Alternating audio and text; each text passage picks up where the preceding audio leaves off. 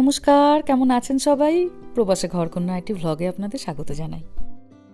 আজ রবিবার, দুপুর এখন 1:30। দুপুরের খাওয়া দাওয়া শেষ করে সপরিবারে যাচ্ছি এক আমন্ত্রণে। সপ্তাহখানেক আগে আমাদের এলাকারই সন্দীপ বলে একজন আমার সঙ্গে যোগাযোগ করেন। ফোনে তিনি জানান তারা একটি বাংলা নাটকের মহড়া দিচ্ছেন, আর সেই নাটকটির প্রশিক্ষণ দিতে কলকাতা থেকে এসেছেন বিখ্যাত নাট্যকার পার্থপ্রতিম দেববাবু। আর কি নিজেকে আটকানো যায় বলুন? চোখের সামনে মানুষটাকে দেখার লোভ কী করে ছাড়ি। বাড়ি থেকে গন্তব্য মোটামুটি 1 ঘন্টা 10 মিনিটের। সকলে মিলে চলে আসি দুপুরবেলায়, তাই ওনাকে একটু কাছ থেকে দেখবো বলে। কিভাবে উনি প্রশিক্ষণ দেন, কিভাবে উনি কথা বলেন, কিভাবে প্রত্যেকটা ছোটোখাটো ভুলকে উনি শুধরে দেন, সামনে থেকে তা একবার দেখবো বলে রাস্তা থেকেই ভেতরে রিহার্সালের আওয়াজ পাচ্ছি। চলুন ভেতরে যাই।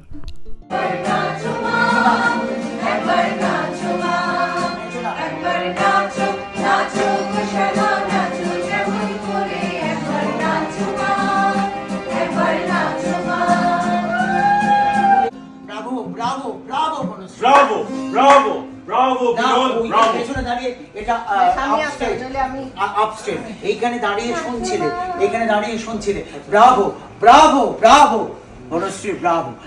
পান্না, হারমোনিয়ামটা একটু ভালো করে ধর না, নাচটা তুলে নি। তো ওর আবার গান তুলে কি হবে লো? তোর তো এখন আঙ্গুল ফুলে কলা গাছ। এইখানে না, এইখানে এই সামনে থেকে দেখো। পান্না, এই বসেছে। পান্না, হারমোনিয়ামটা একটু ধর না, নাচটা একটু ভালো করে তুলে নি। তোর আর হারমোনিয়াম ধরে হবে কি লো? তোর তো এখন আঙ্গুল ফুলে কলা গাছ। তো ওর আবার নাচটা তুলে কি হবে লো? পুরো ডায়লগটা তো এখানেই শেষ হয়ে গেল, এখানেই শেষ হয়ে গেল। তোর আর হারমোনিয়াম ধরে কি হবে লো? এই দেখো কোথায় চলে এসেছি। হারমোনিয়ামটা একটু ভালো করে ধর না পান্না, নাচটা একটু তুলে নি। তো ওর আবার হারমোনিয়াম ধরে কি হবে লো? তোর তো এখন আঙ্গুল ফুলে কলা গাছ। টুক করে এখন একটুখানি চা বিরতি পাওয়া গেছে। চলুন সকলের সঙ্গে একটু আলাপ করে নিই। আর ওই যে কমলা রঙের পাঞ্জাবি পরে ওই হলো সুদীপ্ত। নমস্কার, মোদি বললেন, আমি সুদীপ্ত। আমি বে এরিয়া অ্যামেচার থেস্পিয়ান্সের একজন কো-ফাউন্ডার এবং বোর্ড মেম্বার, এবং আমরা ভীষণ ভীষণ উৎসাহিত যে এরকম দুজন ব্যক্তিত্বকে আমাদের মাঝখানে পেয়েছি সব শেখার জন্য। আসুন পরিচয় করিয়ে দিই। ওখানে আমাদের প্রধান অ্যাক্টর এবং ডিরেক্টর পার্থপ্রতিম দেব কলকাতা থেকে এসেছেন। রূপা দেব, উনিও এসেছেন কলকাতা থেকে। ওনারা এসেছেন, ওনারা দুজনেই প্রধান চরিত্রে রয়েছেন। আমাদের বে এরিয়া অ্যামেচার থেস্পিয়ান্স ওরফে বাটের আরেকজন বোর্ড মেম্বার অনিন্দ দা, আর এদিকে বসে রয়েছেন শুভাগতা এবং দেবশ্রী, সন্দীপ, মৌসুমীদি এবং দেবজ্যোতি দা। এই চিন্তাটা কোথা থেকে গো, যে এটা তো খুব সুন্দর একটা চিন্তা, কিভাবে তোমরা এটাকে শুরু করলে এই দলটাকে? হ্যাঁ, আমাদের দলের তো আমরা সকলেই অ্যামেচার হিসেবে শুরু করি, কিন্তু খুব ইচ্ছে থাকে যাতে আরো বেটার করতে পারি, যাতে আরো প্রফেশনাল লেভেলে করতে পারি। তো সেখানে পৌঁছানোর জন্য উচিত গুরু দরকার, শিক্ষক দরকার। যাত্রা পালার এই যে ঐতিহ্য, সেটাকে আমরা ধরে রাখতে চাই, খুব মন প্রাণ দিয়ে আঁকড়ে ধরে রাখতে চাই।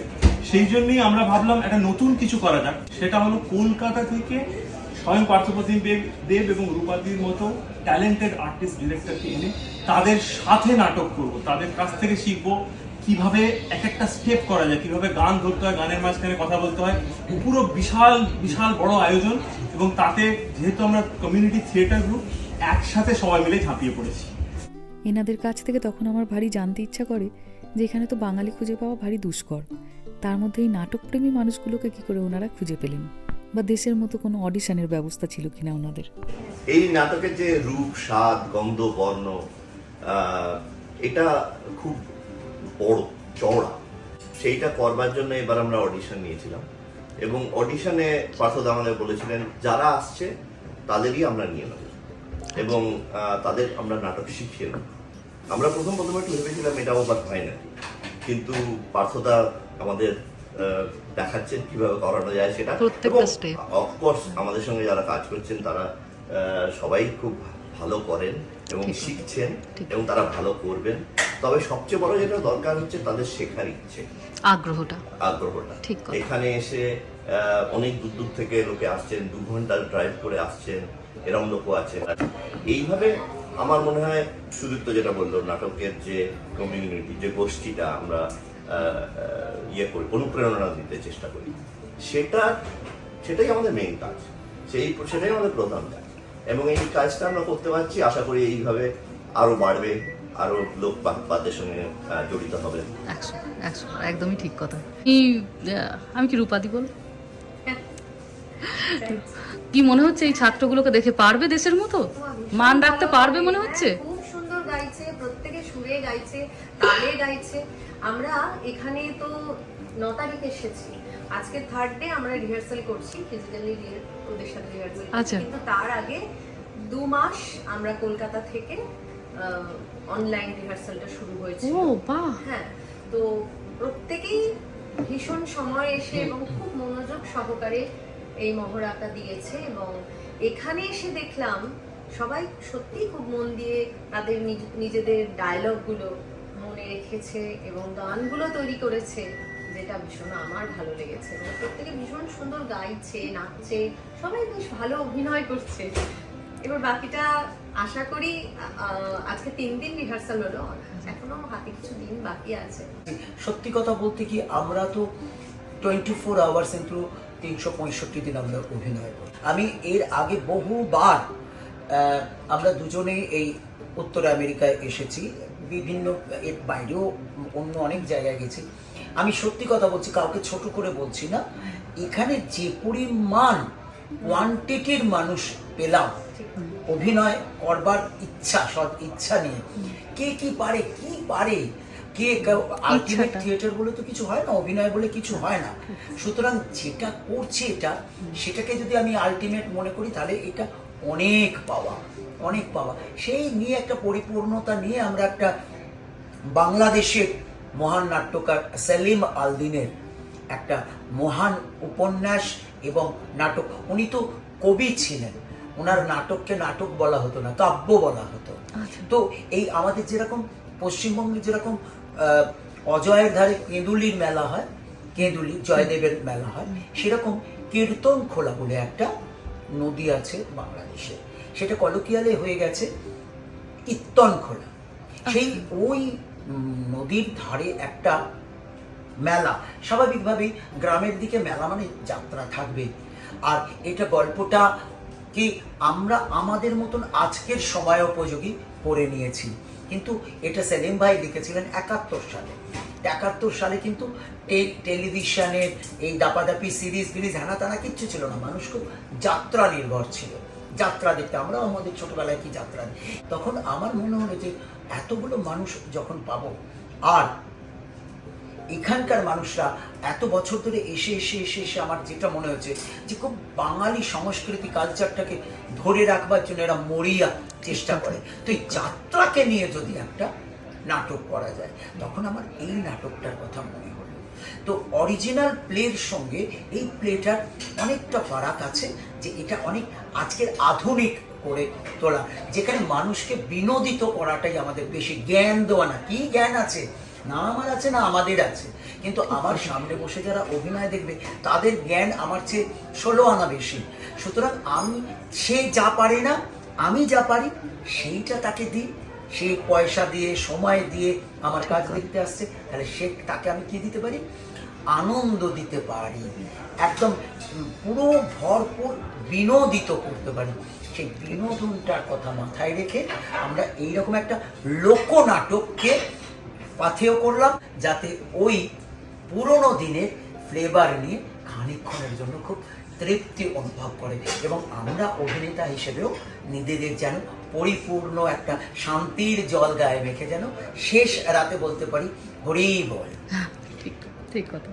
সকলের এখানে পরিপূর্ণ চেষ্টা বা একাগ্রতা, ইচ্ছা দেখে মনেও হচ্ছে একদমই এটা খুব সুন্দরভাবেই হবে। চা বিরতি শেষ, চলুন আবার একটুখানি মহড়া দেখি। ছেলে মেয়েগুলো কেমন মন দিয়ে বসে বসে রিহার্সাল দেখছে দেখুন। বিনিময়ে সে কি চায় তা জানো? কি? সে চায় তোমাকে। এক সেকেন্ড সুদীপ্ত, হ্যাঁ বলো। হ্যাঁ ঘোরো, এই দেখো তোমাকে দর্শক দেখতে পাচ্ছে। হ্যাঁ 45 এ দাঁড়াবো। হ্যাঁ 25,000 টাকা মাইনে দেবে। না, ওই সব হাত ফাত তোলার দরকার নেই। 25 একটা গায়ে চাদর রাখবে। ঠিক আছে। হ্যাঁ, বড় চাদর রাখবে, ওই চাদরটাই পরে ঢাকা দিচ্ছি। ঠিক আছে। আমার শাড়ি বাড়ি গাড়ি কিছু চাই না রসরাজ, আমি চাই কেবল এই থিয়েটারের সেবা করতে। আমাকে আমার আর অতীতের অঙ্গে ঠেলে ফেলে দেবেন না রসরাজ, মানুষ যে হতে চায় তাকে মানুষ হতে দিন রসরাজ, তাকে মানুষ হতে বলতে দাও।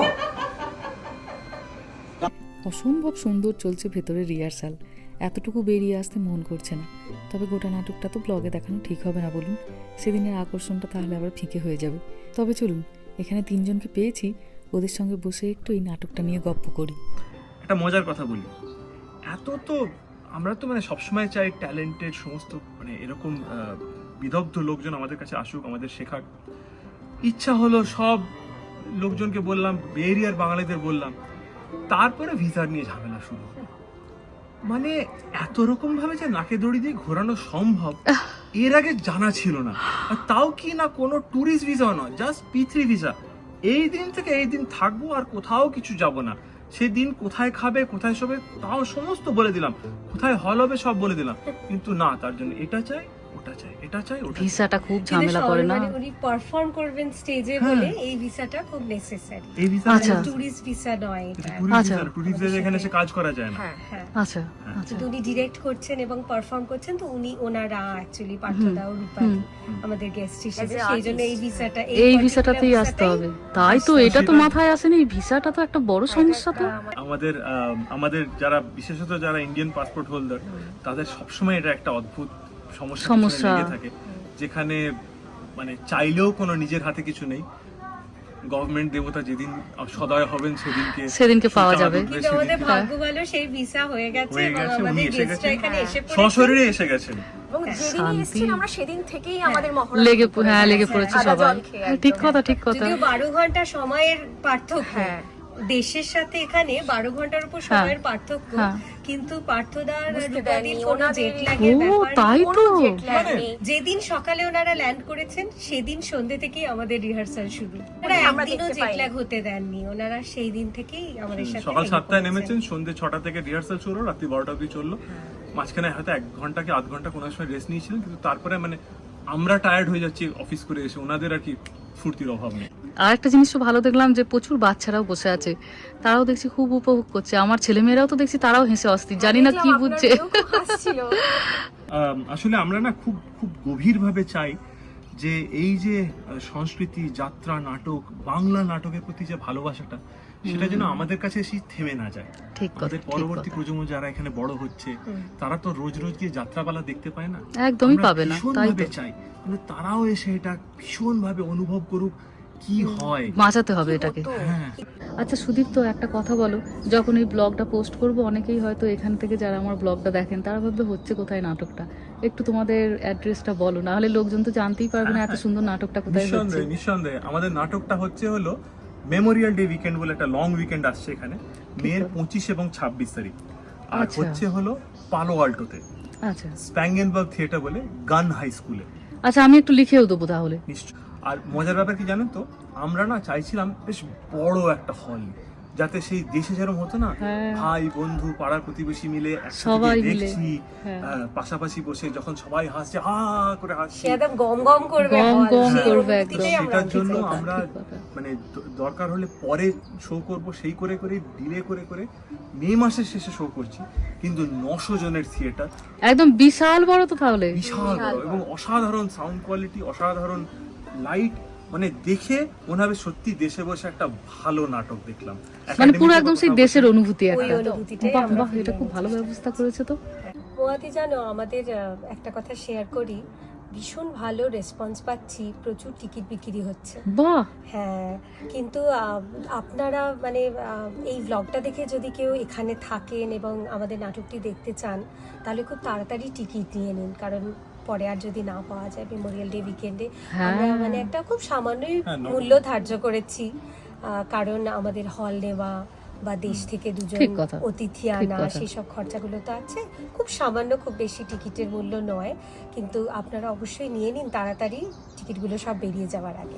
ঠিক কথা, এখানে তো টিকিট তাড়াতাড়ি বিক্রি হয়েও যায়। তাড়াতাড়ি হয়ে যায়। বহু সময় আমার সঙ্গেও কিন্তু এরকম হয়েছে জানো, যে হয়তো একটু দেরি করে খবরটা পেয়েছি, দিয়ে টিকিট কাটতে গিয়ে দেখছি সব সোল্ড আউট, নেই।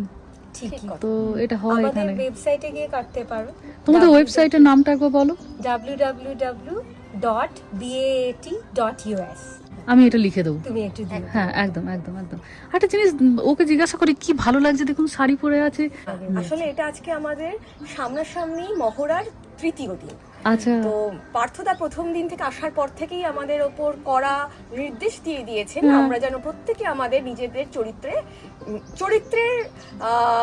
যে বেস্টি হবে, বেস্টি হবে, আমরা সেই বেস্টিতেই যেন রিহার্সালটা করি। লাগছেও ভারী ভালো তো সকলকে। সেই কারণে আজকে আমরা প্রত্যেকেই চেষ্টা করেছি যেন আমরা নিজেদের কাছে যা যা শাড়ি আছে সেই পরেই যেন আজকে আমরা আমাদের এই মহড়াটা দিতে পারি। আর তাই তো তোমাদের মহড়াটার সময় দেখছিলাম বেশ ছোটাছুটিও আছে, শাড়ি পরে কিছুদিন না প্র্যাকটিস তুমি করে নিলে। যতটুকু দেখেছো ওটা কিছুই না, দর্শকদের জন্য আরো অনেক প্রচুর কিছু, চমক। অনেক আশ্চর্য চমক অপেক্ষা করে আছে। অপেক্ষা করছে, ঠিক।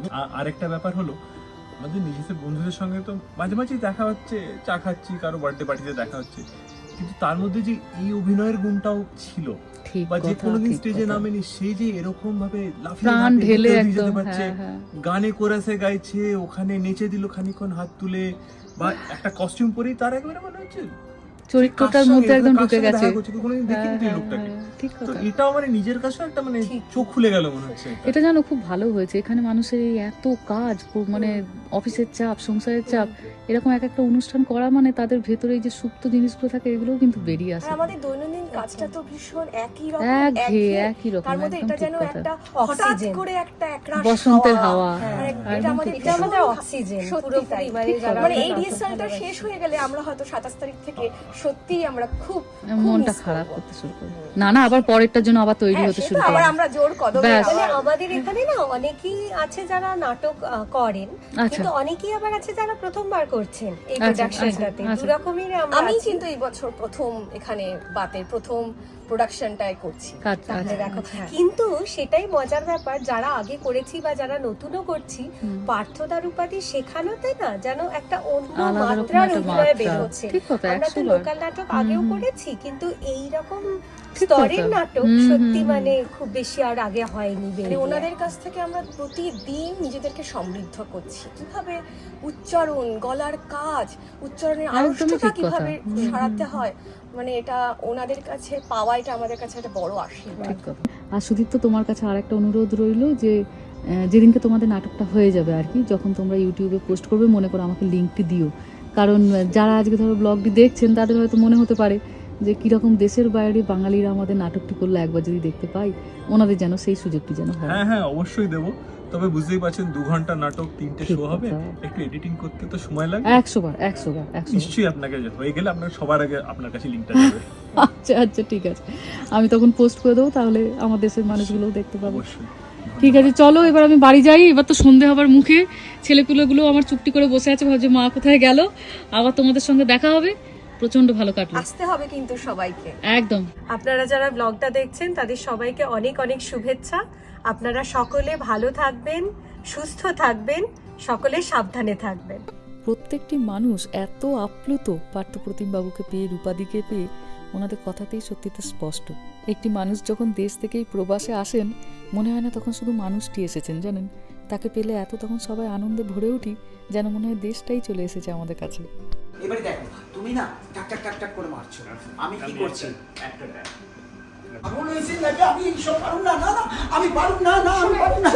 শোনাই তুমি পারবে, শোনাই আমি তোমাকে শিখিয়ে কি কি কর এখনো ভালো করে কানাইতে পারি না, বই তো করতে কথাবার্তায় কোনো ঢং নাম নাই। আর অত মানুষ দেখলে আমার পা কাঁপে, শরীর আনসার করে, আমার গা গুলায়, আমি এসব পারুম না, না না আমি পারুম না। আমি তোমাকে শিখিয়ে দেবো। দাঁড়াও দাঁড়াও দাঁড়াও, এই গানটা কেউ তোলনি তোমরা? তুলেছি কিন্তু এত উঁচু না গাইতে পারছি না। যারা গাইতে পারছো না তারা গাইবে না, লিপ করো তারা।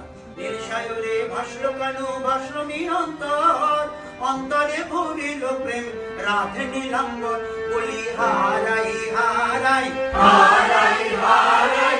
মনটা ভরে উঠলো মহড়াতেই, অপেক্ষা রইল সেদিনের। যাই হোক, চলুন এবার বাড়ি ফিরি। ব্লগটাও তাহলে আজকে এখানেই শেষ করছি। সবাই ভালো থাকবেন, সুস্থ থাকবেন, সাবধানে থাকবেন। আর ব্লগটা কেমন লাগলো সেটা আমাকে অবশ্যই কমেন্টে জানাবেন। ভালো লাগলে একটা লাইক করে দেবেন। সবাই ভালো থাকবেন, সুস্থ থাকবেন, সাবধানে থাকবেন। দেখা হবে খুব শিগগিরই পরের একটা ব্লগে।